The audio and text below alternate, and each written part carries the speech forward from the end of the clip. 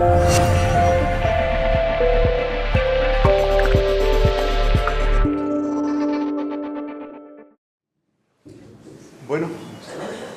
¿hay preguntas? Sí, sí. Vamos a empezar. Yo tengo algunas preguntas, si me permitís que las haga. No, primero ellos, que para eso son los invitados.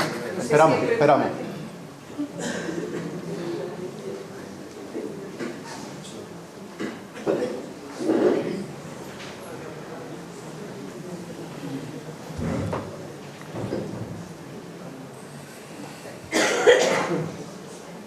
No hay preguntas. No hay preguntas. Bueno, voy a hacer un par de preguntas. Sí, manos levantadas, claro.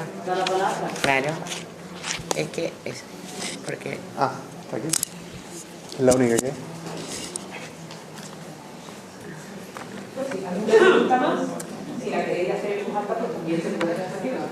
La pregunta es, ¿cuál es la meta, objetivo último de la práctica espiritual en cada religión o camino? La meta u objetivo último de la práctica espiritual de cada religión o camino. Mantenemos el ritmo.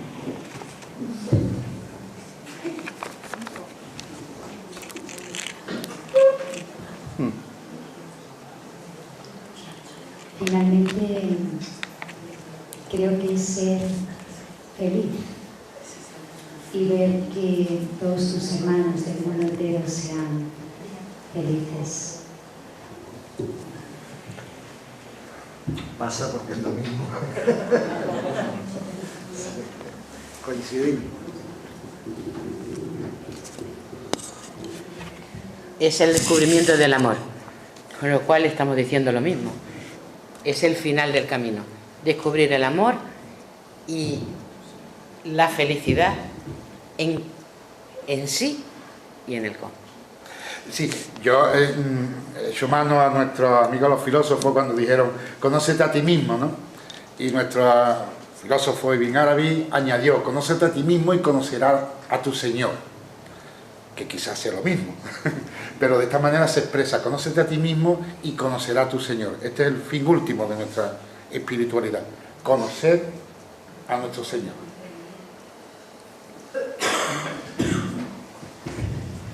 ¿Alguien quiere, como solamente esta pregunta, alguien quiere hacer una pregunta de viva voz?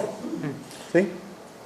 Dos, allí hay una y aquí otra. Como vivimos en unos tiempos tan complicados, tan convulsos y tan difíciles de leer y de ver, yo preguntaría si pensáis que en este camino de espiritualidad o de interiorización o de conciencia, ¿estamos avanzando la humanidad en su conjunto o en qué situación veis que estamos, viendo la realidad en la que estamos tan complicada y tan dura, ¿no? ¿Valiente o valientes?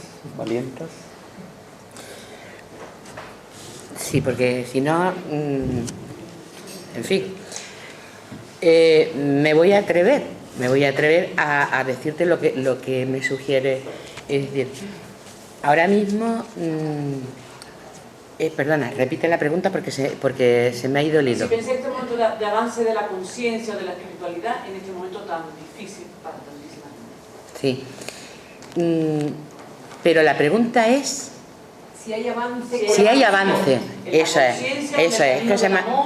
que conforme lo has dicho, yo por eso me ha sugerido el responderte. Creo siempre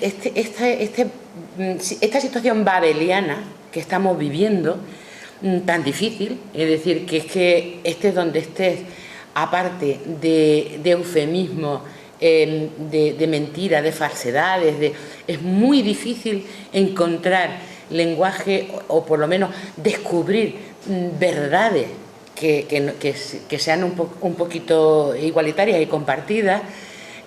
Creo que era necesario porque, como decía antes Esperanza, de alguna manera tiene que salir fuera, es decir, la dureza de lo que estamos viviendo para mí es, de alguna manera, la manifestación de algo que tenía que salir. Que salga. Y que realmente veamos el rostro Y entonces, esa dificultad de entendimiento, de dimensión de lenguaje político, es decir, cómo entendernos en la acción cuando además no está, hay cosas que realmente nos separan en posicionamientos, ¿no? El esfuerzo humano que hay que hacer en estos momentos, a mí me parece, y lo decía al principio cuando llegaba aquí, me parece que estamos viviendo unos momentos muy apasionantes, y no por eso menos duros, y no por eso de no quitar el sueño, ¿no? Pero me parece muy apasionante desde el punto de vista justamente de la espiritualidad, porque es un proceso humano, individual y colectivo. Y entonces, si no perdemos de vista eso, quizás nos cueste menos tender puentes y encontrar las similitudes. No sé. ¿Quieres? Sí, Goyo.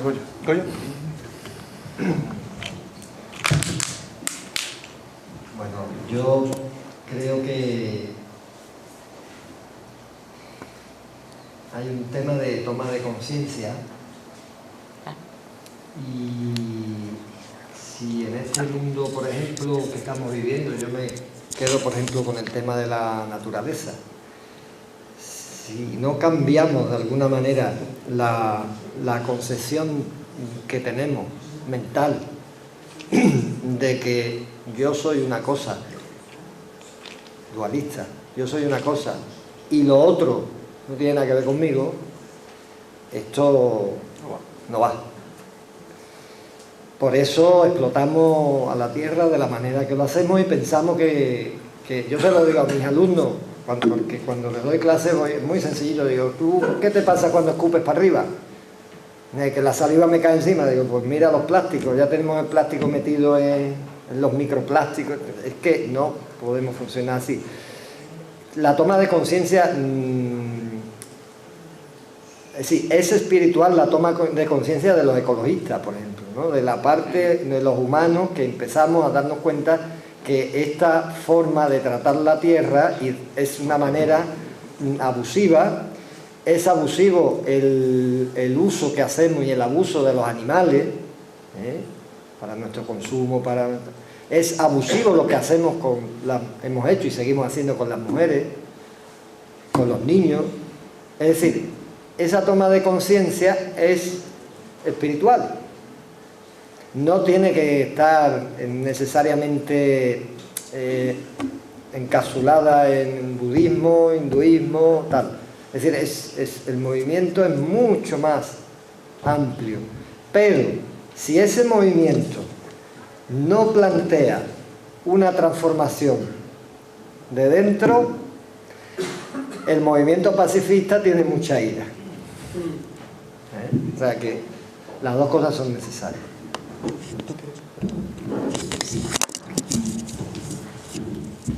Sí, yo quiero manifestar desde el Islam que evidentemente estos tiempos se conocen, sabemos que hay una lucha entre el ser humano contra sí mismo, ¿no?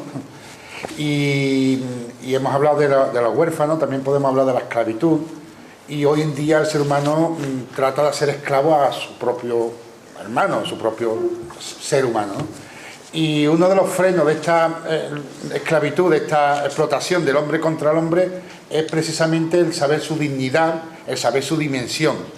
Por lo tanto, crear la ansiedad, que el ser humano piensa que no tiene salida, que no tiene posibilidad de cambiar este momento, y rendirse ante la doblegación que quieren hacer del ser humano, es parte de este negocio que trata de hacer del hombre, del ser humano, su propio esclavo, ¿no? Por lo tanto, la espiritualidad aquí tiene mucho que decirle. Tiene que darle esperanza, tiene que darle método, tiene que darle una metodología por la cual el ser humano se hace libre y soberano. Os recuerdo que la palabra califa significa ser humano soberano, que sabe quién es y sabe cuál es su dimensión. Y lo que estamos viendo ahora, esa desesperación a nivel humana, que se transmite solo en las malas noticias. Nuestra hermana Esperanza ha comentado aquí una cosa maravillosa acerca de la espiritualidad que nace en los barrios pobres. ¿Por qué no destacamos eso? ¿Por qué no destacamos lo humano que tenemos? La belleza que suscita en todo lo que hay. No, nos tratan de decir que todo es malo, que no hay salida, que no hay solución. Y eso es verdad en cuanto que nos lo creemos. Por lo tanto, parte de nuestra espiritualidad, de nuestra religión, es concienciarnos que somos capaces de cambiar el mundo en el momento en que nos damos cuenta y queremos cambiarlo. Y no nos podemos rendir ante lo que nos quieren conducir, que es la desesperación y la falta de proyecto, ¿no? Por decirlo así, ¿no?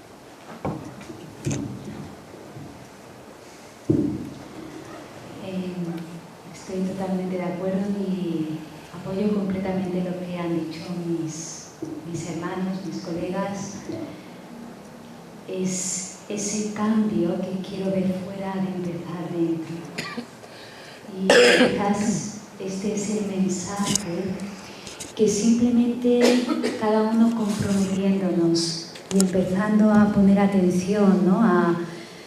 Desde lo que pienso, porque yo no creo que solamente creemos contaminación con los plásticos, creamos contaminación con los pensamientos, incluso con lo que sentimos. Entonces vamos a empezar a descontaminar. Ok, separamos plásticos, papel, eso es fácil. La acción es fácil. Pero lo que tenemos que hacer dentro de nosotros, no tener negatividad hacia mi vecino, hacia las personas con las que convivo, hacia rechazo hacia nadie. Empezar por eso.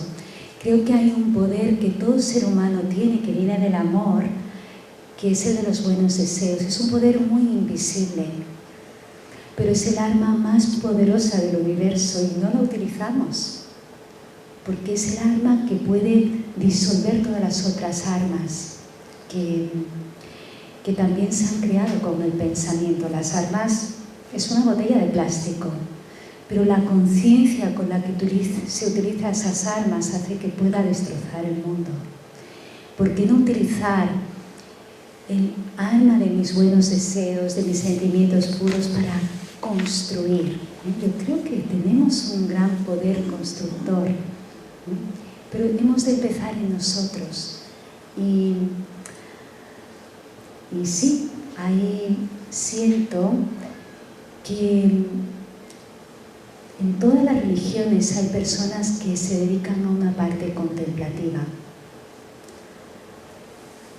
No se debe quedar solo en esa parte, pero también ellos están sembrando algo invisible pero importante. Y quizás, no hace mucho estuve en un foro interreligioso en Extremadura y una gran obra de la Fundación FI, ¿no? Un grupo Vedanta, y entonces alguien preguntaba, bueno, ¿esto cómo se ha hecho?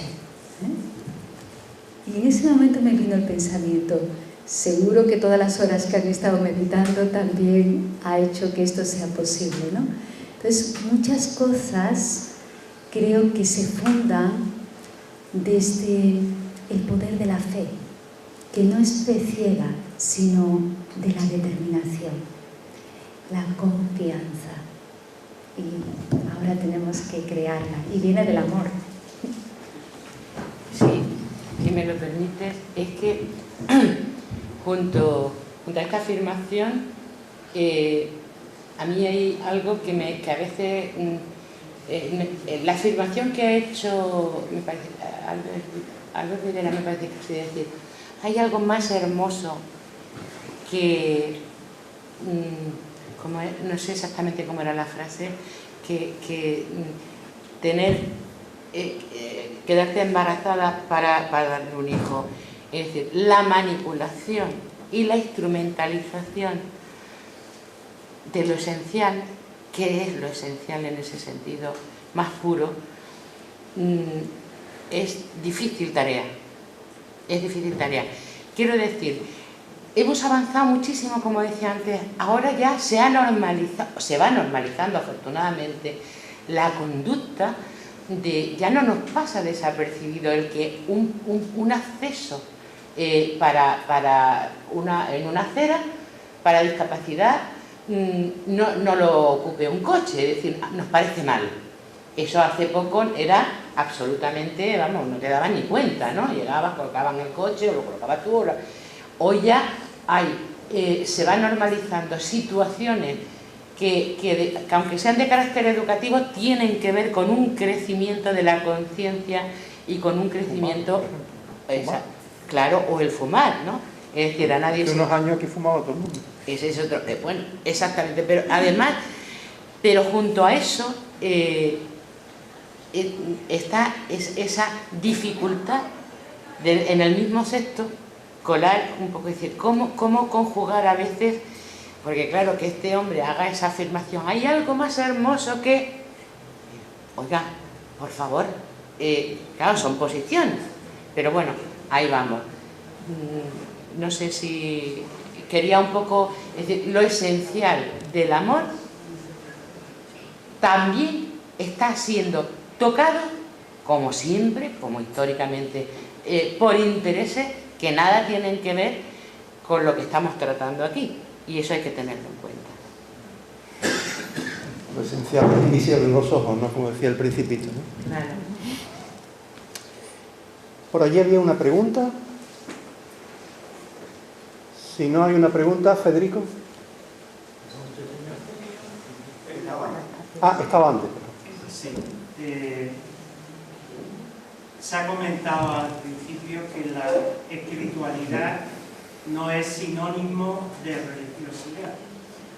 Yo quizá como una persona también agnóstica estoy más cercano al planteamiento del budismo zen, del hinduismo, porque me considero una persona espiritual y no me considero una persona religiosa.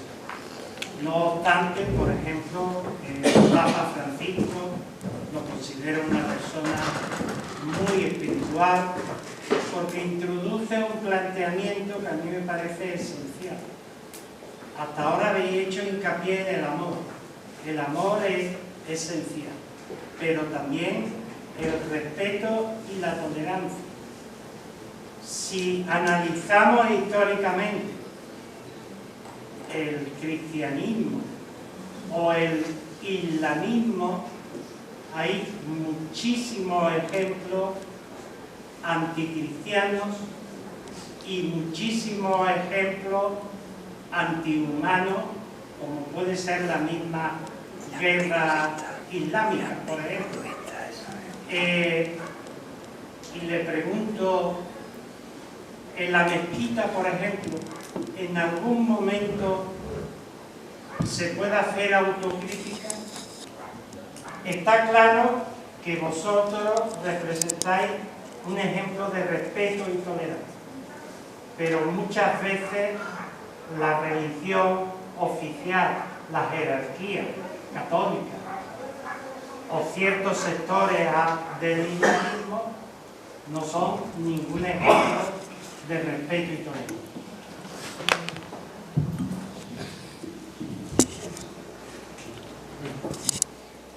Para mí. Gracias. Mira, en principio islamismo no existe, es una mala conjugación verbal. Islam o musulmán, pero islamismo no es un concepto que se pueda, que podamos asumir, ¿verdad? Después has dicho que, por ejemplo, la guerra santa o la guerra islámica, bueno, en el Islam no existe la palabra guerra, o harb, puede ser palabra guerra, pero no se contempla en el Corán.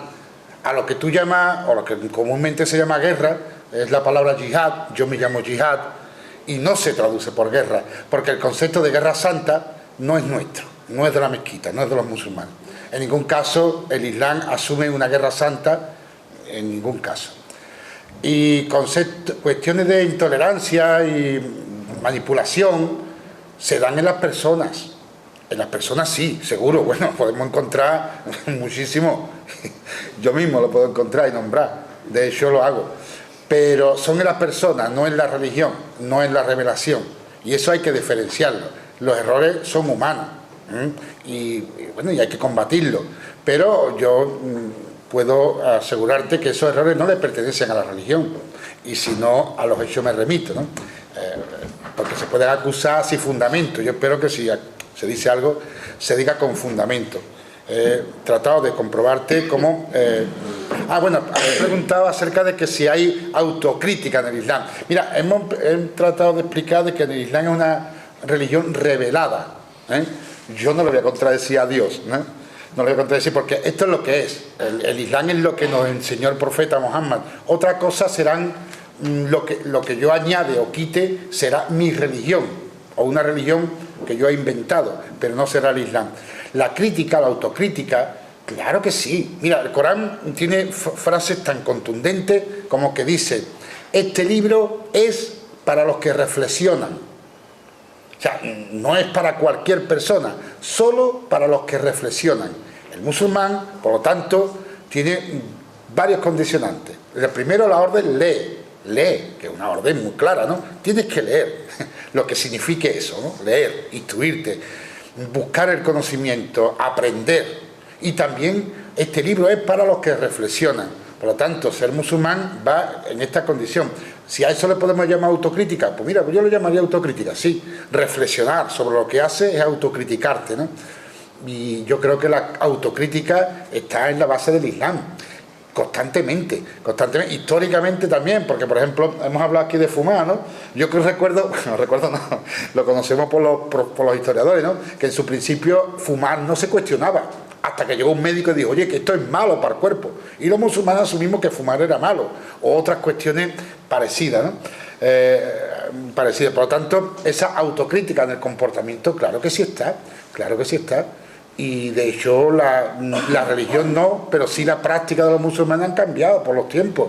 Por supuesto, lo que era normal hace 1000 años no es normal hoy en día, afortunadamente, ¿verdad?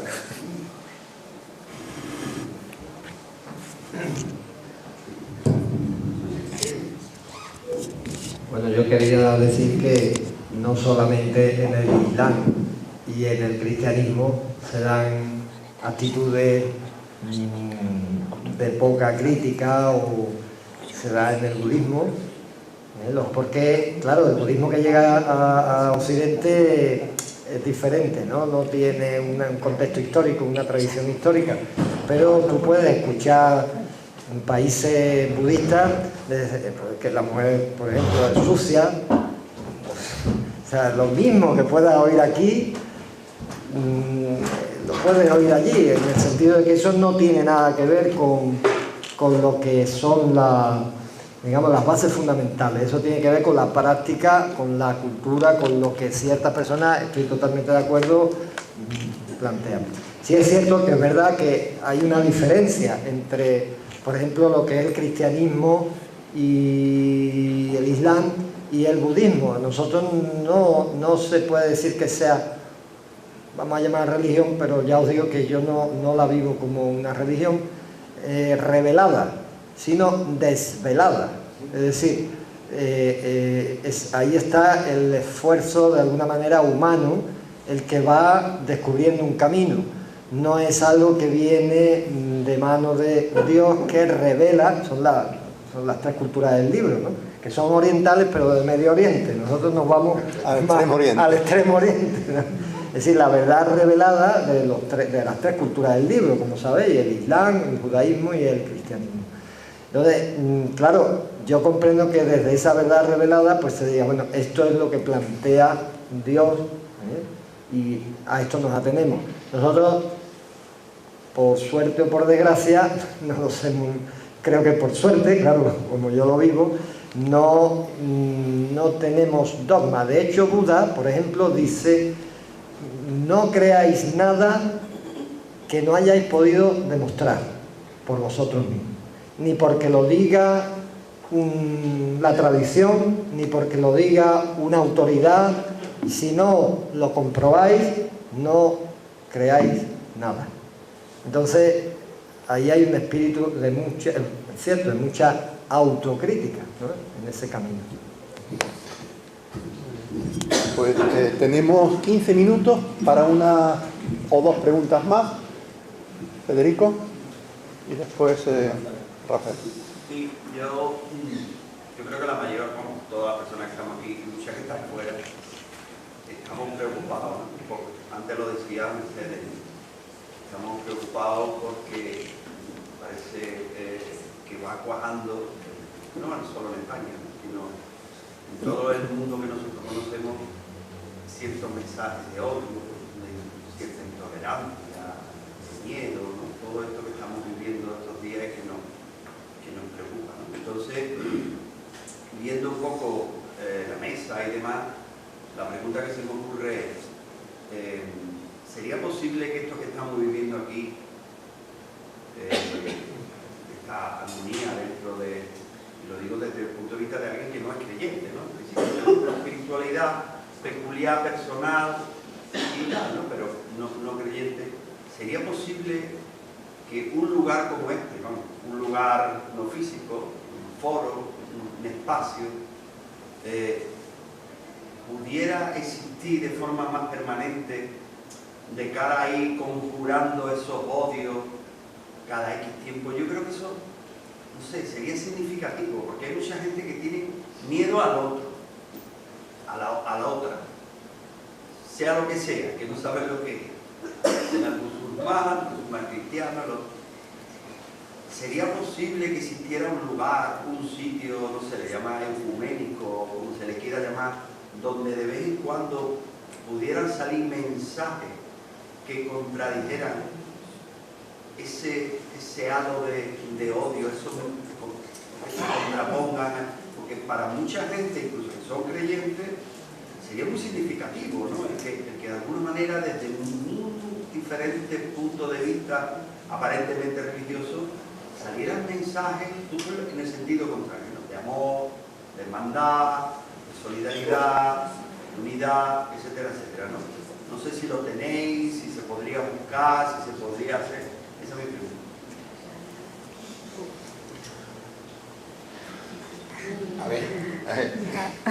A mí se me ocurre el sentido común, que a lo mejor no es tan común. Parafraseando de nuevo a nuestro hermano Ibn Arabi, ¿no? Aquella frase en la que decía, perdona que no recuerde, decía que mi corazón se ha convertido en sinagoga para el judío, templo para el cristiano, mezquita para el musulmán. El corazón es la caravana que sigue al amor, más o menos, ¿no? O sea, el corazón nuestro, ¿verdad?, tiene que hacerse eco de los demás, eso en principio. Y ese templo, ese sitio común, tiene que ser nuestro propio día a día. Nosotros, desde el Movimiento Interreligioso Sevilla, llevamos, no sé, mucho tiempo haciéndolo. Yo prefiero no acordarme de los años que llevamos, ¿no? O sea, que eso lo estamos haciendo. Lo malo es que nuestro discurso de amor no es tan vendible como el discurso de odio. El odio vende más y crea esa situación que hace que te exploten a las personas de mejor manera. O sea, es un instrumento para la explotación económica y social del ser humano. Cuando tú odias al otro no le pagas su sueldo. Si tú lo amaras, le pagarías su sueldo, por ejemplo, una cosa tan tangible como eso. Te preocuparía por la gente que están en los invernaderos, por ejemplo, o por la gente que se muere en el estrecho. Pero como hemos decidido que eso es el mensaje de odio más rentable y menos comprometido, pues la gente lo acepta. Pero movido, por supuesto, por los grandes medios de comunicación, por todo esto capitalismo cruel y deshumanizado que vivimos, ¿no? Dicho eso, el espacio común, yo creo que yo me apunto, por supuesto que sí, pero evidentemente aquí hay una preponderancia de un discurso que se nos escapa, ¿no? Quiere decir, normalmente a nosotros nos acusan que la reciprocidad, que en vuestros países no existen iglesias y ustedes queréis que se os hagan, y cualquier cura, cualquier obispo podría decir, oye, eso no es verdad porque sí tengo una catedral en Tetuán o en Tánger, existen, y sin embargo ellos no lo dicen. Somos cómplices de ese discurso de odio, de esas mentiras que se van difundiendo. Mi compromiso personal, y yo creo que el nuestro, es pararlo en la medida de lo posible, y ojalá este micrófono fuera tan grande que alcanzara todo Sevilla, o un espacio que nos hiciera común. Sí, es una buena propuesta, yo me apunto. En este sentido yo quiero hacer una pequeñita denuncia de la política de los diferentes gobiernos que ha habido en este país desde que aparece el sistema democrático. Mira, en cuestión de libertades religiosas estamos como la ley que sacó Franco en el año 68. Me explico. Yo pertenezco a la Federación de Asociaciones Budistas, estoy ahí, y entonces llevamos 17 años, de los que yo conozco, estancados en el mismo punto. Es decir, es la ignorancia. Sí, está reconocido, Franco ya reconoció que había libertad religiosa. Bien, yo puedo pagarme, junto con otras personas, un local donde yo puedo hacer meditación. Pero, por ejemplo, cuando llega el Partido Popular, mayoritariamente católico tradicional, las reivindicaciones que se plantean, como es la declaración de la renta, que pueda haber una cruz donde los que son budistas puedan poner su cruz. Los ministros de culto, es decir, que estoy poniendo ejemplos, que podamos casar, por ejemplo, a budistas, por ejemplo, ¿no? Es decir, ciertas, y no pongo los ejemplos, simplemente. Bueno, pues cosas tan simples como esto, cuando llega el Partido Popular, pues claro, mayoría católica, esto hay que ver. Cuando llega el Partido Socialista, mayoritariamente ateos o agnósticos o tal, contrario a la religión y tal, tampoco. Con lo cual nos encontramos en una situación en que uno por otro la casa sin barrer. Claro, ¿qué es lo que sucede? Pues como somos muy buenas personas y nosotros no vamos metiendo guerra, pues ahí estamos empantanados, ¿no? Esto es realmente denunciable. Yo creo que a los musulmanes casi que les pasa un poco parecido. Con lo cual, fijaros, lo primero es tomar conciencia de que no somos todos iguales, pero tenemos los mismos derechos. Y desde ese reconocimiento podemos empezar a hacer cosas pues juntos, porque claro, yo me considero de alguna manera no sé, de segunda división, desde el punto de vista de los derechos humanos. Entonces estamos hablando aquí de derechos humanos. Me considero de segunda división con respecto a un señor católico. Y no es que esté, porque habrás visto, es decir, que no es que yo tenga nada en absoluto, contra Jesús, ni muchísimo menos. Pero sí contra las estructuras que hacen que se produzca esa marginación. ¿Verdad?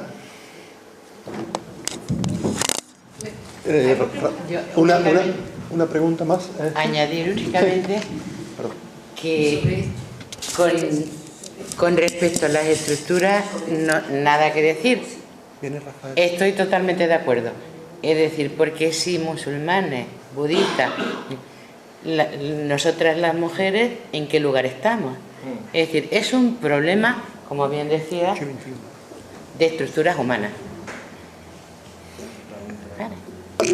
Berta, por ser tú, te dejo que metas que cueles un pequeño mensaje, pero por ser tú. Una cosita, lo que acaba de preguntar Federico, a mí me ha encendido por dentro, ¿no? Cuando he dicho, podríamos tener un lugar en espacio común.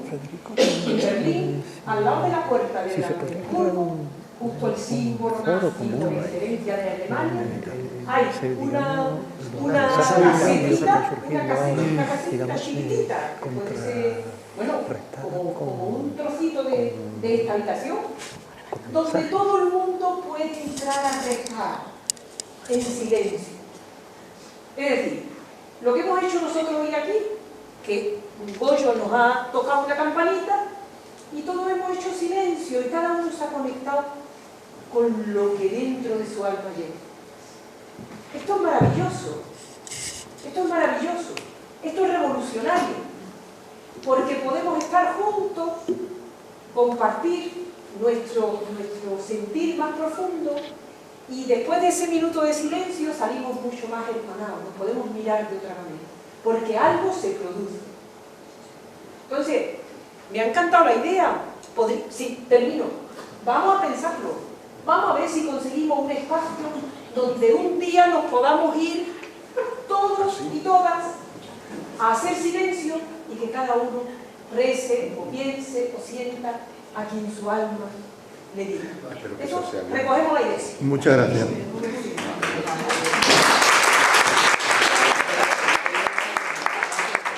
Rafael. Yo hablaba que el compañero sabe que haya hablado antes. Yo no he oído hablar porque tengo la suerte de tener un micrófono en Radiópolis pues cada X tiempo y puedo hablar, y normalmente en los sitios públicos pues nunca hago preguntas porque creo que el pueblo tiene la voz, ¿no? Y los que hacemos normalmente preguntas pues tenemos instrumentos. Pero más que preguntas, yo quería daros las gracias por haber organizado este acto tan magnífico. Me alegra mucho que coincidamos, que hayamos puesto semillas a algunas personas haciendo este tipo de diálogo desde hace mucho tiempo, como decía el compañero, desde la minoría y desde el silencio, desde que muy poca gente lo escucha, pero me alegra mucho por fin que esto esté llegando a la sociedad y que vosotros lo estéis impulsando. Y para terminar, os recomendaría, de una de las propuestas de ese espacio, yo invitaría a los dirigentes políticos de base, pero también a los de arriba, a que se formaran espiritualmente. Porque es que es lamentable. Yo llevo años viendo cómo, por ejemplo, ha surgido Podemos y a mí me encantaba Podemos. Pero, ¿qué pasa? Que en el momento que se conforma como un instrumento político al uso, ya empiezan las mismas cosas que siempre. Si nos hubiéramos formado espiritualmente, a lo mejor por lo menos caeríamos en lo mismo, pero tendríamos la humildad de reconocerlo y de, ante la discrepancia, abrazarnos y darnos cariño. No pasa nada por discrepar. Al revés, la riqueza de la pluralidad de esta sociedad la tenemos que respetar. Entonces, en ese sentido, os impulso al círculo a que invitéis a los compañeros y a las compañeras, no solo de Podemos, sino de las otras organizaciones de la confluencia, a que se formen espiritualmente. Porque otros gallinos cantarían y otras gallinas también. Sí, este espíritu que hay aquí pues, se generalizara. Entonces la discrepancia no sería nada, ningún problema, sino al revés, nos llevaría a la unidad, porque la sociedad es muy plural. Y para trascender los egos, la formación espiritual me parece que sería un elemento clave. No sé vosotros qué pensáis. Una cosita. Mira, ¿qué se podría hacer? Nosotros tenemos una práctica en la escuela nuestra que hacemos todas las semanas. Aquí hay algún miembro de nuestra tradición, el habla amorosa y la escucha profunda. Cuando nosotros compartimos una lectura, al hablar y al escuchar, hacemos esa práctica. Y esa práctica que hacemos ahí no es para que se quede ahí, evidentemente. Es para entrenarnos, volvemos a lo de los entrenamientos, para cuando yo estoy en mi trabajo o estoy donde esté y estoy escuchando algo que no me gusta, que no sea reactivo, que no sea el que va juzgando siempre desde el primer momento. Que sepa entender que cuando el otro dice una cosa diferente a mí, tiene sus razones. Y no entro en guerra desde el primer momento. Eso es espiritualidad también. Porque, fíjate, nosotros lo trabajamos, ¿no? Sí, en nuestra escuela. Yo creo que cuando queráis montar una escuela de espiritualidad para políticos, aquí seguro que hay algún candidato, más de uno, que puede dar algún cursillo que les va a venir estupendamente. Estoy convencido. Bueno, ¿alguna otra pregunta? Y vamos concluyendo. Gustavo. Yo he hecho en falta una representación hebrea, una representación judaica. No sé por qué he llegado un poco tarde y no sé si ha habido algún motivo particular o es que aquí no hay una congregación judía. Yo creo que sí que la hay. Primero, no se ha considerado porque ya éramos muchos en la mesa y evidentemente es complicado manejar 5 o 6 también. Ella me ha hablado de los Bahá'í, que también en Irán tienen su foco de religiosidad, que en Gaza creo recordar con el zoroastrismo, todo esto, ¿no? Entonces, es complicado manejar muchas religiones con el tiempo que tenemos. De todas formas, tampoco hay una comunidad aquí conocidas o importantes del judaísmo. Y aunque también es cierto que el judaísmo de alguna forma está dentro de la religión del catolicismo, porque todos los grandes libros están de alguna forma ahí. Entonces no lo hemos considerado, la verdad, porque también era muy complicado. Bueno, pues vamos a ir concluyendo con respecto a lo que ha dicho lo último que ha dicho el compañero. Cuando yo me apunté al gimnasio me dieron una camiseta con la matrícula y por detrás pone "la felicidad también se entrena". Usando ese símil, ¿no? La espiritualidad también se entrena. Y sería bueno, enganchando con lo que proponía Federico, de que hiciéramos una apuesta en común alguna vez. Es decir, abrir ese foro de debate que nosotros tenemos en la Plaza del Pelícano, la Verde Morada, pero si hay algún otro grupo que está trabajando y podemos confluir alguna vez, podría ser una magnífica iniciativa, ¿no? Y bueno, pues agradecer a todos la presencia, porque además creo que somos ahora más que cuando empezamos, porque ha habido llegada de nuevas personas y eso no suele ocurrir, ¿no? Que siempre al final hay menos que al principio, con lo cual nosotros en ese sentido parece que hemos hasta crecido, sumado, ¿no? Que es una palabra tan interesante, tan bonita. Y nada, agradecer la oportunidad que me habéis dado en el Círculo de Espiritualidad y Derechos Humanos de Podemos, y agradecer a todos, desde el más jovencito al más veterano, vuestra colaboración y vuestra presencia. Y quisiera terminar con una frase que va un poco en el sentido, termino ya y nos vamos, que va un poco en el sentido que se ha dicho antes, también lo apuntó ella. No somos seres humanos que pasan por una experiencia espiritual, sino somos seres espirituales que pasamos por una experiencia humana, ¿no? Es decir, somos de allí y estamos aquí. La cuestión es cómo nos ganamos el billete de vuelta. Muchas gracias.